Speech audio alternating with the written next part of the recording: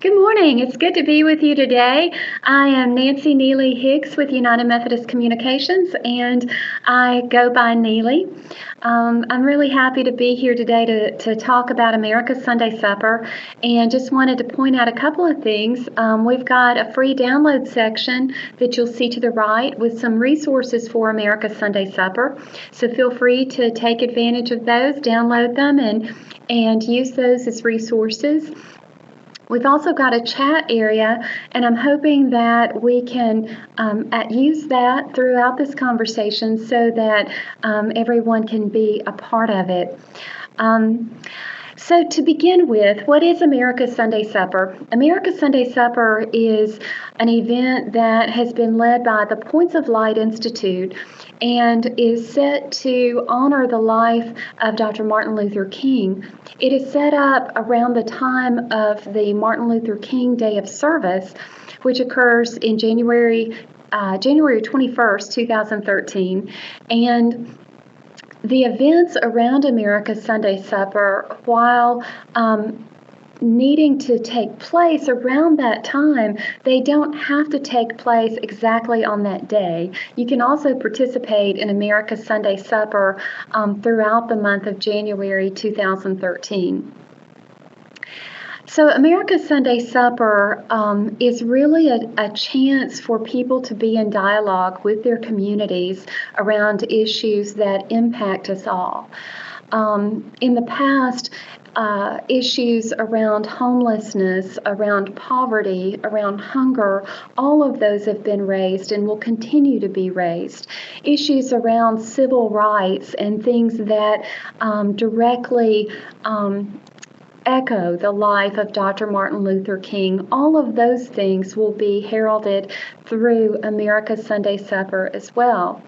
But in 2013, one of the challenges that we've been given is to actively take part in helping troops coming home from war to help them transition better. We all know that many of those who live on the streets today are homeless veterans.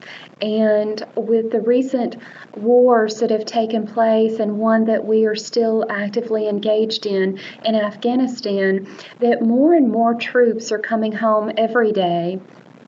More and more troops are coming home uncertain of how to transition back into what was once familiar territory, whether it was their family life, their faith community, their work life. All of those things could never be the same after they've experienced war firsthand. And so we are called to action during America's Sunday Supper, in particular, to highlight the needs of these veterans so that we can help them transition more effectively than what we've done in the past.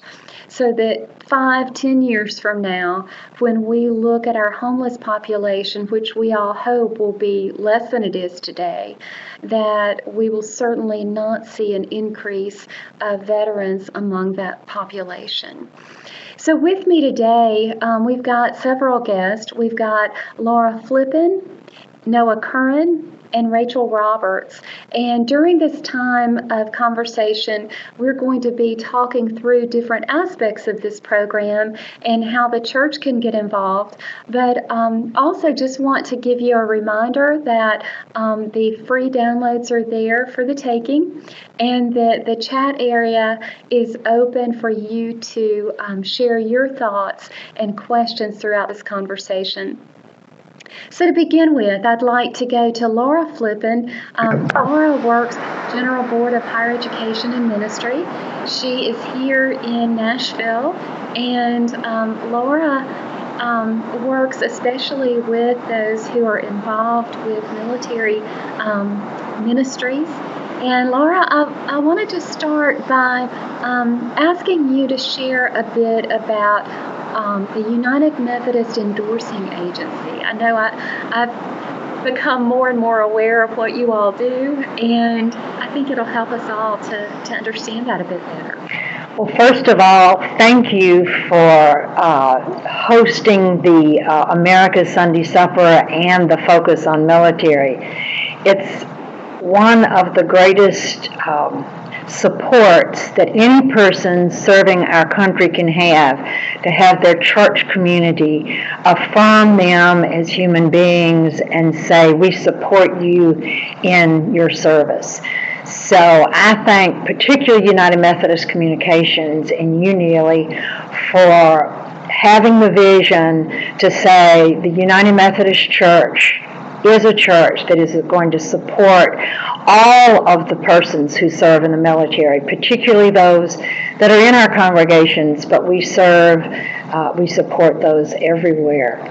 And the United Methodist Endorsing Agency is a part of the General Board of Higher Education and Ministry. We serve chaplains and pastoral counselors that began over 60 years ago as a commission, and that was part of the Council of Bishops. And then the office in the early 70s moved to Nashville, Tennessee, and became part of the General Board of Higher Education and Ministry. And then they were the Division of Chaplains and Related Ministries. And that's when civilian settings became part of the, was then appointment beyond the local church. Now we're extension ministries. So we've done a lot of evolving, but currently we have over 1,600 endorsed chaplains and pastoral counselors, including one of our newest settings is life coaches. So our job is to support these people, one, to see that before they are endorsed, that they have the gifts and graces that will serve the people well who they are in ministry with. And then once they are endorsed, we as an organization are their support, and we're there to support them in any way we possibly can. So a United Methodist military chaplain, they don't just minister to United Methodist when they're abroad. Can you speak to how they have to be fluent in different faith traditions? Well, yes, they remain faithful to their tradition in that, of course, they're always answerable first to their bishop. However, when they go out to serve, who they serve is anybody in the service. So we're very proud that United Methodist have a broad base of persons who they are willing to serve and serve well, because we accept others for who they are and what their beliefs are and accept them as they are. So United Methodists are thought of very highly, and we're very proud of that, and we have a big job to do to support them. As I say, currently there are probably in the neighborhood of 350 to 400 United Methodist military chaplains. Now, some of those are active duty, and some of them are in the Guard or the Reserve. And so we have these persons, many of them have had over 5 deployments, and those that are active duty come back and they have their the branch, the military branch, the Army, the Navy, or the Air Force to support them. But those in local churches are coming back to their local congregations for support. So how do you see that impacting their lives? I know we've talked before about the support network that people have when they get home. Where do you see the support networks perhaps lacking or needing to be bolstered? You mentioned for chaplains who go back to the local church. You also mentioned before something about the reserves. Can you speak to that? Well, while deployed, it's very important to the family and to the chaplain who is deployed, and sometimes this is a male, and sometimes we have a female that's deployed. We have a number of, not a great number, but we do have a number of women who are deployed, and Daddy's left home with the children, and he needs all the help he can get. So while deployed, certainly for the congregation to see that that family has the care, the washing machine breaks, and what do you do? Very often they need housing. So all the things that families need, and when one of the members of the family is not in this country, the attention to that and the awareness of it is great. And then as young people return who have served, they need a place where they can be with others who have had a similar experience, because their experiences are sometimes difficult to share with others who haven't been there. I think that's one of the things that has been a recurring point throughout this process of learning for me, is that, the whole thought of being able to share your experience with another person can be a healing time, but it's got to be met with basically an understanding, and that we need to really hone our skills in listening.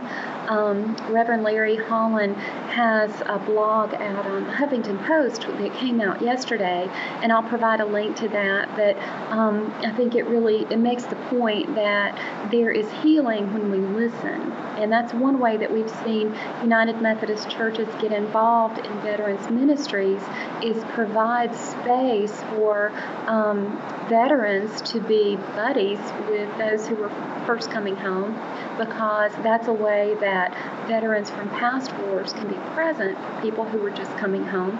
It gives them a way to give back, but then also for those coming home, it provides healing to have a place to speak about sometimes the unspeakable, the things that they've experienced, and the moral and the spiritual and the physical wounds that they've experienced through war.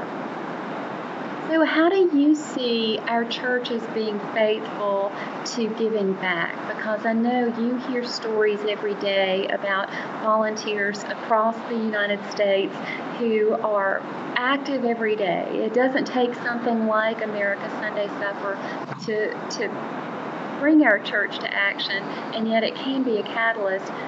Can you speak to how you see our churches involved? Well, again, the America Sunday Supper, having brought the focus of the military to the greater community, I'm so grateful for, because the resources that are now on the Ministry for the Military landing page, and I just cannot say enough about what a service I think this is going to be to all congregations. It's been amazing how many people have supported by cards and letters.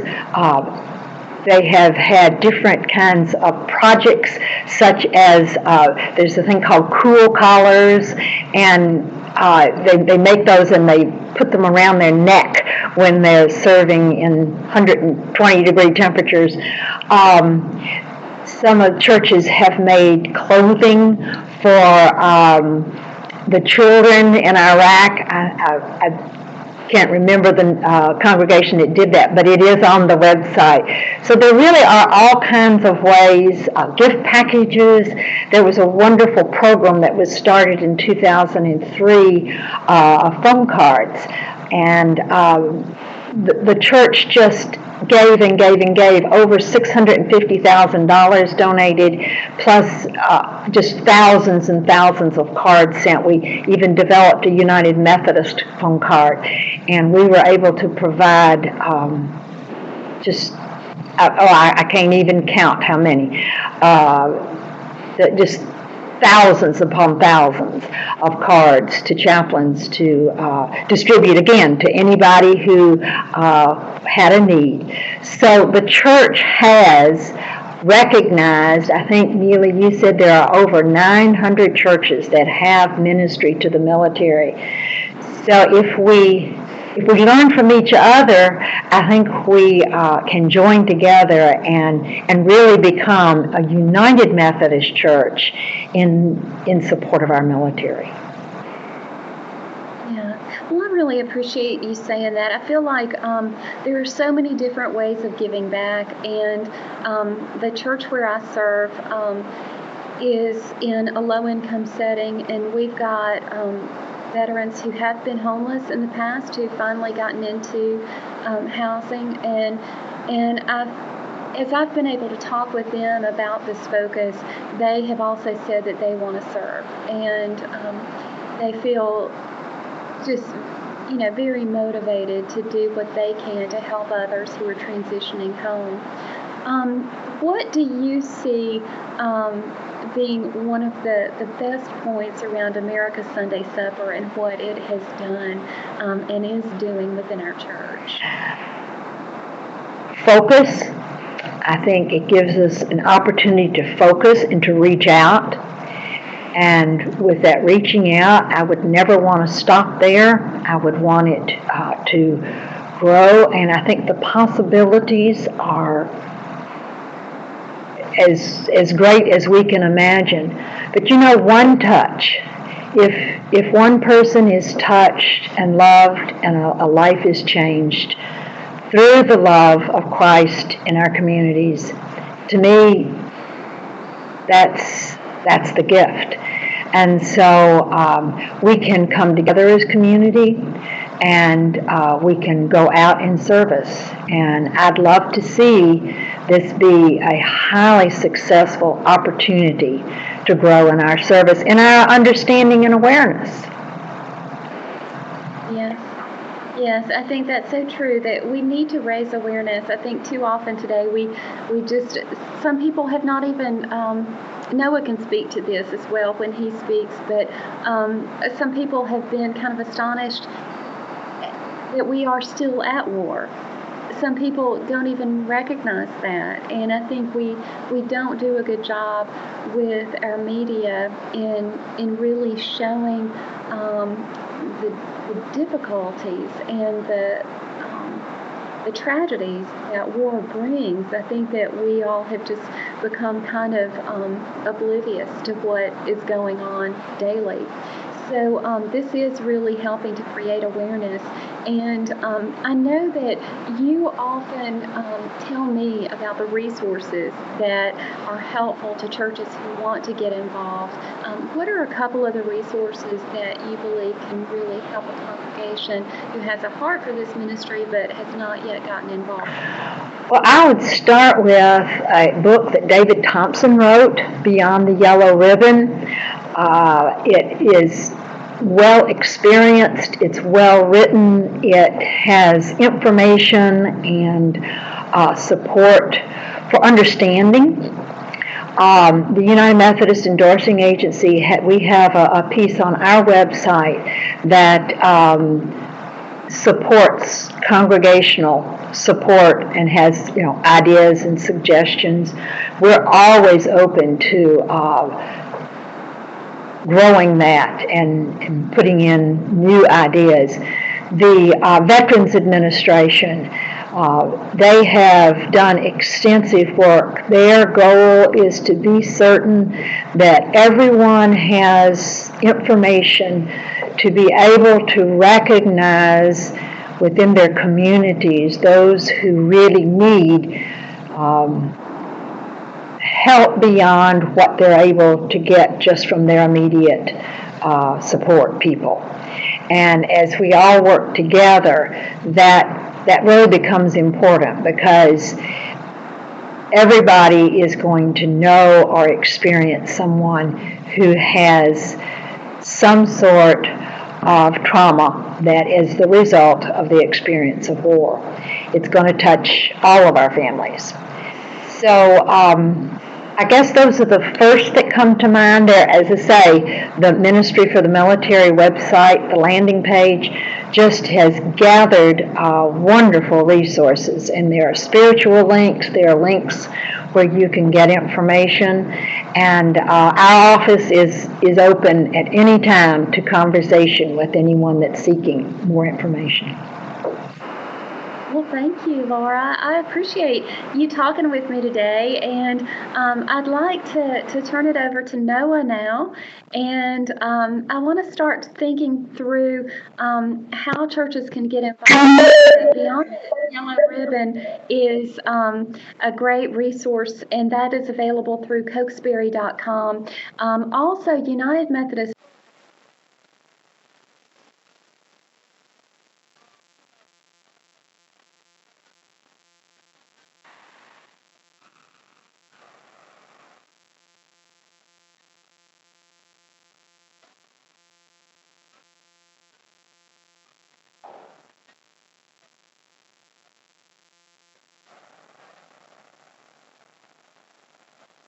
Men have Strength for Service, which is a devotion book that can also be ordered through either the United Methodist Men website or you can get it through Cokesbury.com. Here. Noah, you've been working with. Can you hear me now? On America's Sunday Supper. Okay. And you've been Wonderful. Well, I will use Laura's microphone, but it's just a privilege to be here. It's been wonderful to be able to work with so many churches and be able to see the movement that's happening throughout the country. And we have quite a few people that have already signed up and are planning events vigorously and are excited to see what they can do in the different areas. I want to highlight a couple of different ways that people are starting to get involved.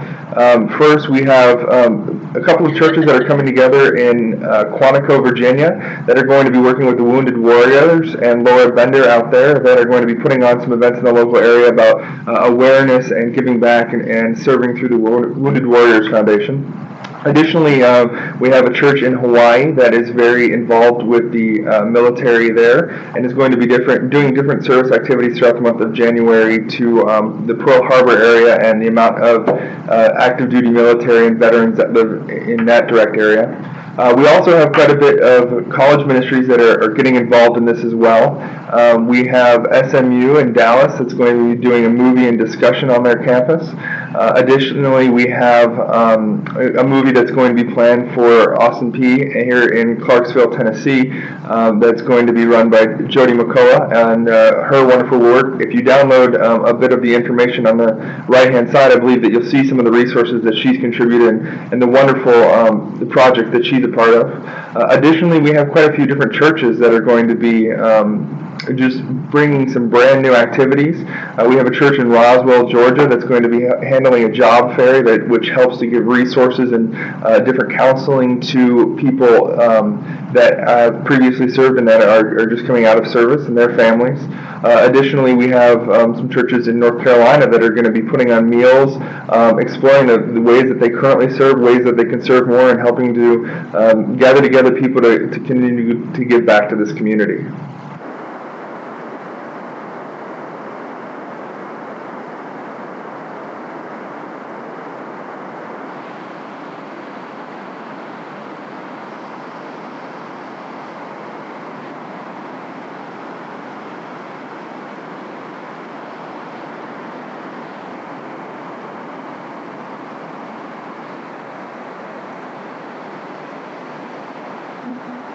You know, you're really highlighting a lot of the different ways. I think that each congregation has its own personality, and that personality can be used to influence the kind of work that they do. So the meal providing, the jobs fairs, I mean, these are all things that are part of different church ministries where they are just continuing to bring it out into, perhaps new audiences. One thing I want to make sure that I highlight is that this is a Rethink Church event, and Rethink Church events are really geared towards the church being the church in community, beyond the walls, beyond the sanctuary, reaching out to new people, doing things that make a social impact and that honor the life of Christ in community. So it really brings us into new relationships with people. One of the things that you highlighted was the movie aspect of this. I know we've got a couple of movies out there that we've made sure will be free for those who want to do public screening.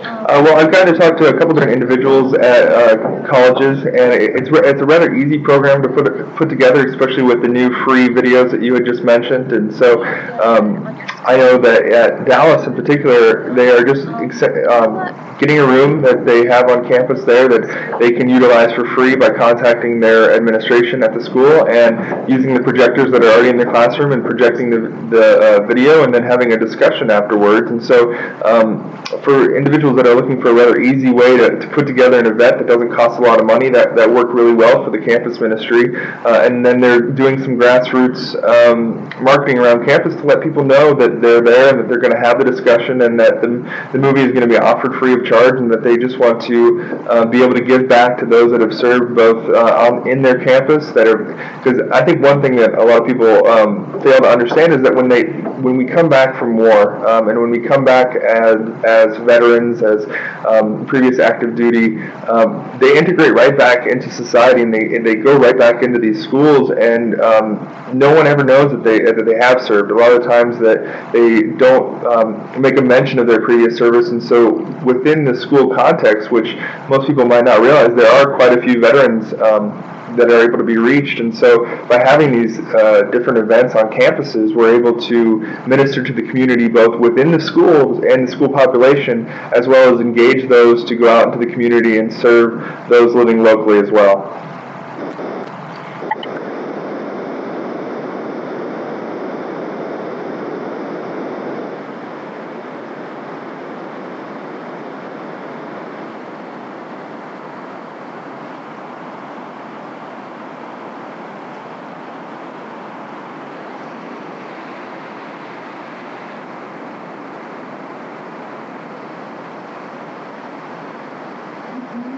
That's right. Well, I think it's a wonderful way that people can get involved and use some of the energy that they have, especially from the feelings that have come together by the deployment of a family member, to be able to get involved and be able to give back to the community and share a lot about what they're going through and what their families have gone through, and be able to relate to many people that might not understand exactly what it means to live in that kind of lifestyle, to live always wondering what's happening abroad and what's happening in their own home life, and being able to not only be ministered to through these community events, but also to go out and do ministry. I think the families, the veterans, and those in active duty have a real heart and passion to give back as well. It's not just about doing ministry to this people group, but it's about employing them to go out and serve as well, and giving them a mission here in their local communities that they can relate to, just like the missions that they received while at war.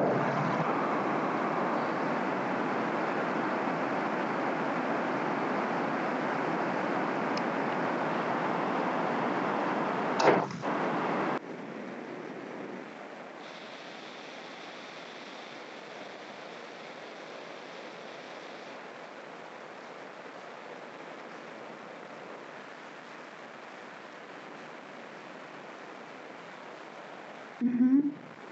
Well, thank you so much, Noah. I really appreciate all the work that you're doing and following up and working with pastors and laity. And as Noah highlighted, we've got a lot of different ministries that are going on. One opportunity that has just come to my awareness just recently is a special initiative through Habitat for Humanity. And with us today is Rachel Roberts, who is a VISTA with Habitat for Humanity International. And Rachel, I just turned on your microphone capacity, so I hope that you're able to see that now. Are you able to speak with us? If we have any difficulties, we'll just have Rachel chatting with us, but Rachel, you should be able to just click on the microphone icon at the top of your screen and connect your audio. Just to say a bit about this, Habitat for Humanity has a new initiative that is helping veterans find affordable housing. Are you ready, Rachel? Sorry about the technical difficulties. I'm going to stop sharing that and just keep the conversation going. So we see with Rachel that she's serving as Volunteers in Service to America, that it was founded in the 1960s, and that it's a federal grant. She is based out of Washington, D.C., and with the United Methodist Church serving alongside Habitat for Humanity in so many of our annual conferences, we see this as a great opportunity to do something that we already do well, but do it in a focused way that provides a sustainable program where veterans can be involved in building homes that they themselves will live in, but also getting veterans from other wars to participate and build alongside. I see volunteer mobilization is a great strength of Habitat, and one of the things that I really love about it is that it's a way that the churches give back and become a part of their local communities in a way that is ongoing and sustainable. So what we have done through United Methodist Communications is coordinate some of these activities with Habitat International so that their local affiliates will be aware of what we're doing through America's Sunday Supper. A great opportunity for us as a church is to raise awareness through America's Sunday Supper and get people on board with doing this work, raise awareness about the difficulties that veterans are having when they return home, and then help work towards sustainable solutions for helping them transition. Habitat and housing is definitely one of those ways of giving back and helping them with both the new construction builds, but then also working on critical home repairs. I know that Rachel has something called, also they've got a program called Brush with Kindness, where you go out and also work on housing repairs and painting and that sort of thing. I want to just open it up to those who are participating with us today for you to be able to share any thoughts or questions that you have in the chat area as well, and you can engage Rachel in this initiative, or you can share what you're doing in your area.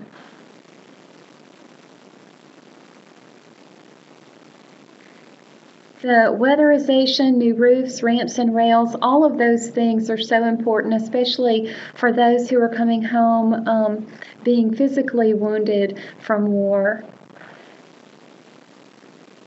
And I see Rachel has put up another link there for community blueprints. So I encourage all of us to go to that website and then share it out with others.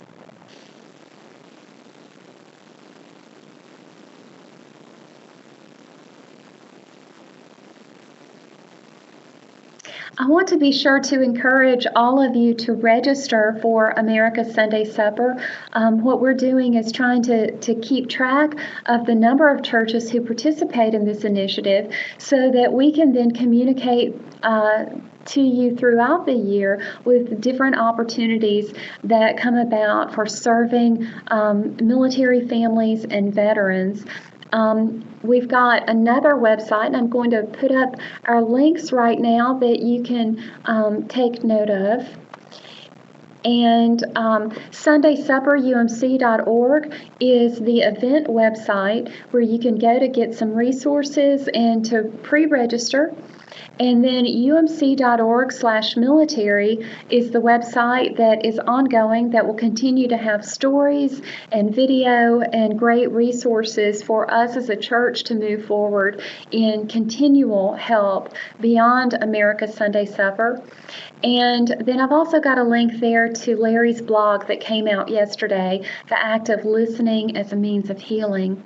We've recorded this webinar and we'll have it posted online at SundaySupperUMC.org so that you can reflect back with your different support networks on this time together. I see that Doug Murrell is Director of Faith Engagement for Habitat for Humanity International. And Doug, I appreciate you saying that. The United Methodist Church has been a partner of Habitat for a while, and I see too that you are a former pastor and Navy veteran. This is a great opportunity for us to work side by side in an initiative that touches so many lives. I thank you for being present today.